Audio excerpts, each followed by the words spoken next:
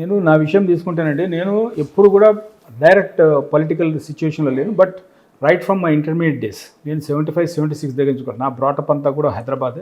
నా ఓల్డ్ సిటీలో పుట్టుక స్టార్ట్ తోటి దగ్గర నుంచి కంప్లీట్గా హైదరాబాద్ బేస్డ్ నా ఎడ్యుకేషన్ అంతా కూడా.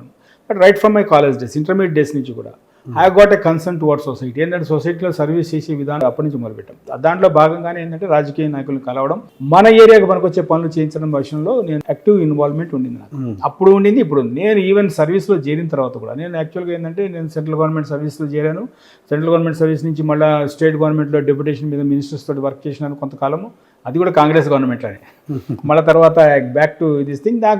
నాకు కొంత ఇన్నోవేటివ్గా ఎప్పుడు కూడా ఏంటంటే రొటీన్ టైప్ ఆఫ్ వర్కింగ్ నాకు ఇష్టం ఉండదు.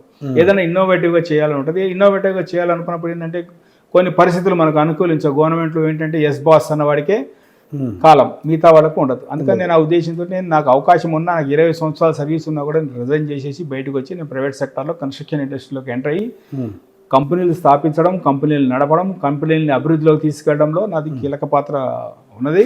కాకపోతే ఎప్పుడు ఎక్కడ ఉన్నా కూడాను తెర వెనుక కార్యక్రమాల్లో నాది 100% నాది ఇన్వాల్వ్మెంట్ ఎప్పుడూ ఉన్నది, ఎప్పుడు లేకుండా. ఇప్పుడు నేను రాజకీయాలు ఇప్పుడు మొన్న కూడా లాస్ట్ అసెంబ్లీ ఎలక్షన్స్ అప్పుడు కూడా నేను రాజేంద్ర నగర్ అసెంబ్లీ సెగ్మెంట్కి ప్లానింగ్ అండ్ స్ట్రాటజీ ఇన్ఛార్జిగా పార్టీ తరఫు నుంచి నియమింపబడ్డా. కానీ చాలా మంది తెలియదు, నేను చెప్పలేదు కూడా.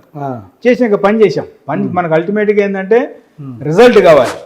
ఎట్లా పని చేసాము దాని గురించి మనం ఏంటంటే మాంసం తింటున్నాం కానీ మెళ్ళో బొంకలేసుకు తిరగాల్సిన పరిస్థితి కాదు. నాకేంటంటే అన్నెసరీగా మనం ఊరికే ఎగ్జిబిట్ అయ్యి ఏదో సాధించాలి అనేది కాదు. ఎండ్ ఆఫ్ ది డే మనకి డెలివరీస్ ఏంటి, మనకు పని ఎట్లా జరుగుతుంది, పని ఎట్లా సాధించాలి. ఎవరికి పేరు వచ్చినా పర్వాలేదు, నాకే పేరు రావాలి, నేనే చేయాలి అనుకునే మనస్తత్వం నాది కాదు. నేను లీడర్షిప్ను డెవలప్ చేయాలనే ఆలోచనలో ఉన్న లీడర్స్ని డెవలప్ చేస్తున్నా. ఖచ్చితంగా రాబోయే కాలంలో కొత్త లీడర్స్ చాలా మంది వస్తారు.